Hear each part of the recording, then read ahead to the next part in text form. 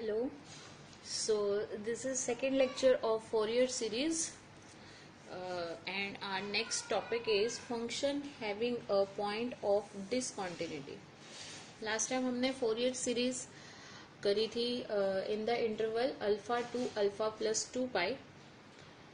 Now suppose we have a function fx and it breaks at point C, right?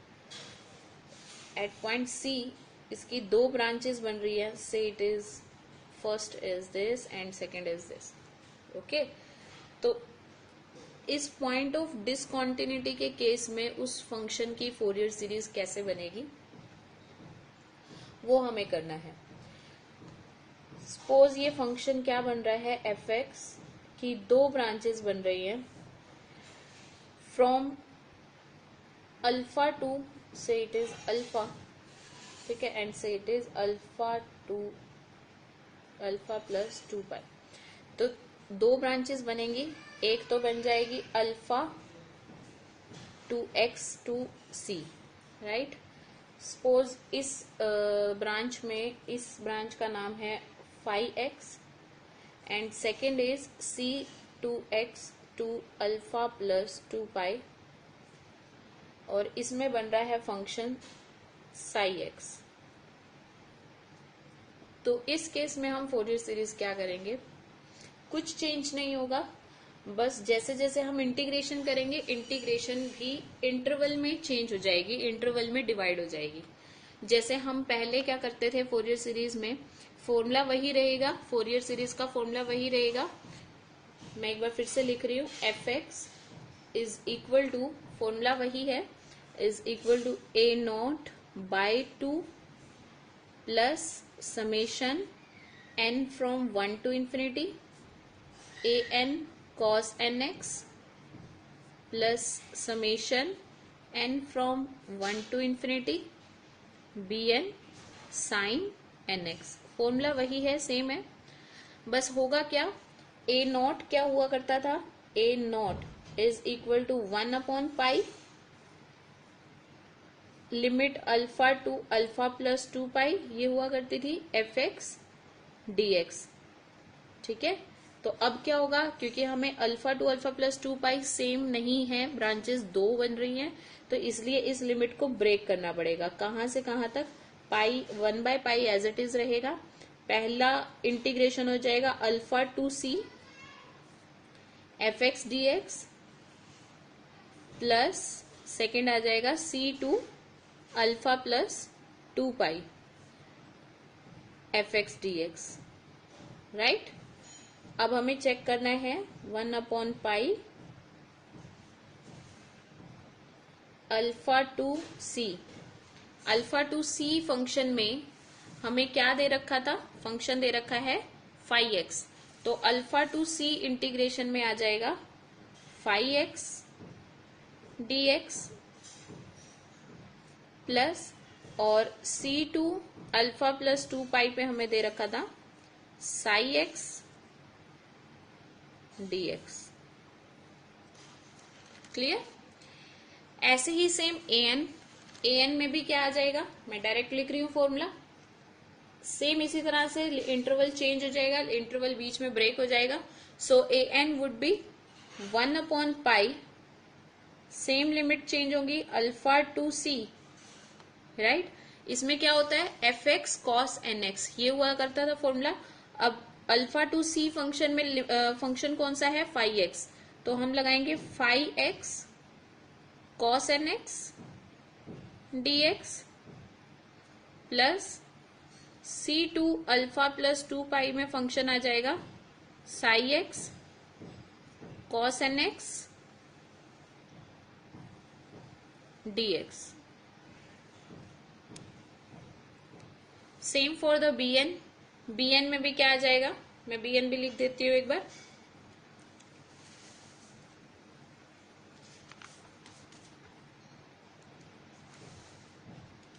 So bn would B,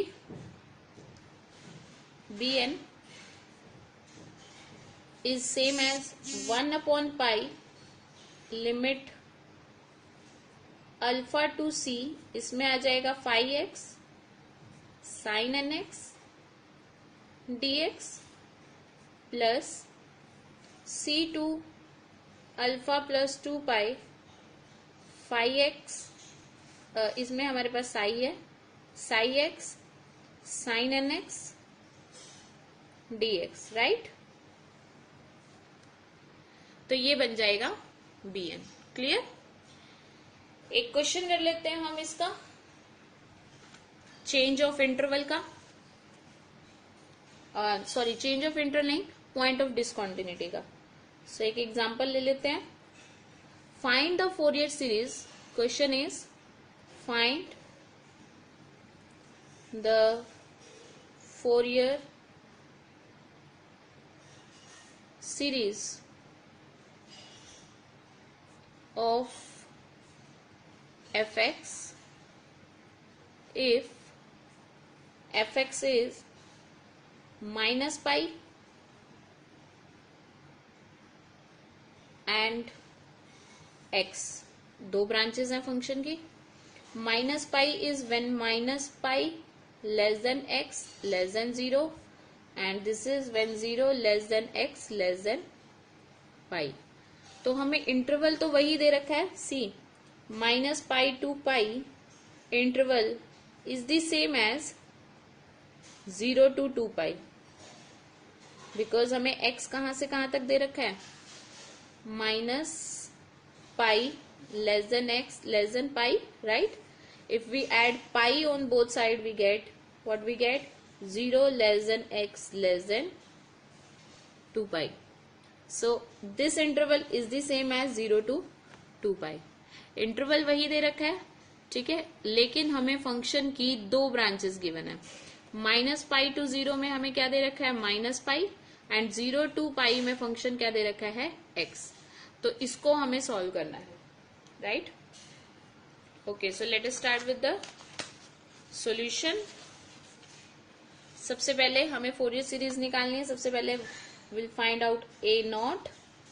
तो a naught का formula बनेगा अब की बार minus pi to 0, function की जगह क्या आ जाएगा, minus pi to 0 function, minus pi to 0 function में क्या है, माइनस पाई, तो फंक्शन की जगह आ जाएगा माइनस पाई डी एक्स प्लस, नेक्स्ट हमने लिखा 0 टू पाई, और फंक्शन की जगह आ जाएगा x dx, right.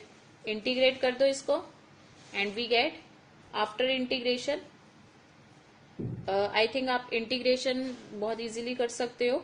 So we get minus pi by 2 after the integration, right. Next we have a n 1 upon pi, फिर से पहला इंटरवल होगा माइनस पाई टू 0।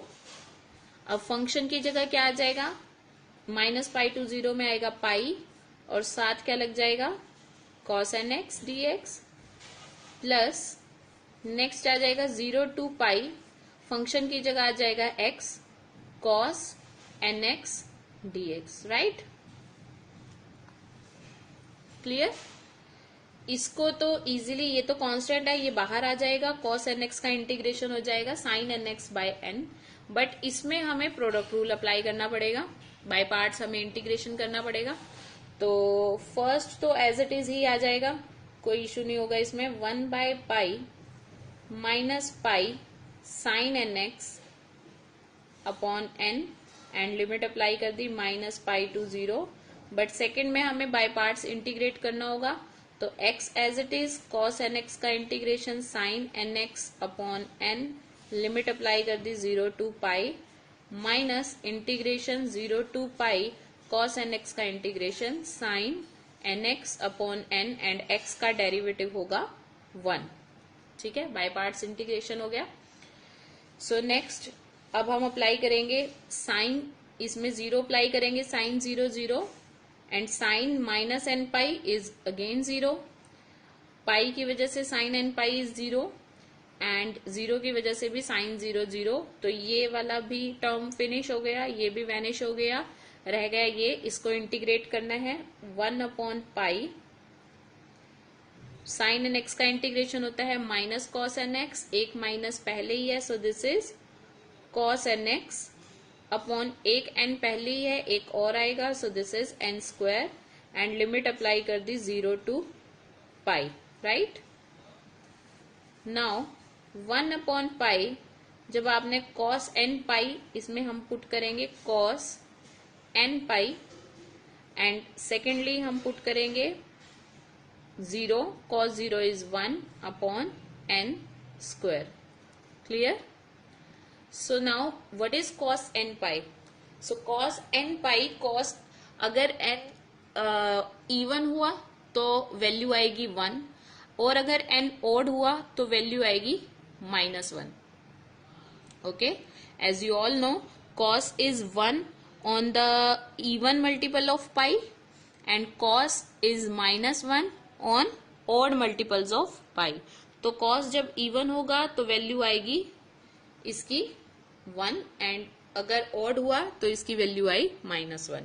तो हम इसको ऐसा लिख सकते हैं 1 upon pi -1 raise to power n, right. 0 हुआ तो 1 आएगा, 1 हुआ तो -1 होगा, 2 आया तो 1 आ जाएगा, यानी n जब इवन होगा तो ये 1 बनेगा, ऑड हुआ तो ये -1 बनेगा, सेम एज दिस. तो हम इसको -1 रेज टू पावर n लिख सकते हैं. सो -1 अपॉन n स्क्वायर. क्लियर? अब इसकी भी दो वैल्यूज बन जाएगी. क्यों बनेगी? क्योंकि जब इवन आएगा, जब n इवन होगा तो ये बन जाएगा 1, एंड 1 -1 हो जाएगा 0, और जब ये ओड होगा तो इसकी वैल्यू होगी -1, एंड -1 हो जाएगा 2, तो इसकी वैल्यू होगी -2 बाय पाई n स्क्वायर. मैं लिख देती हूं इसको.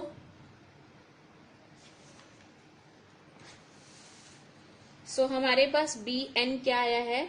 bn we have, bn is 1 upon pi -1 raise to power n -1 by n square.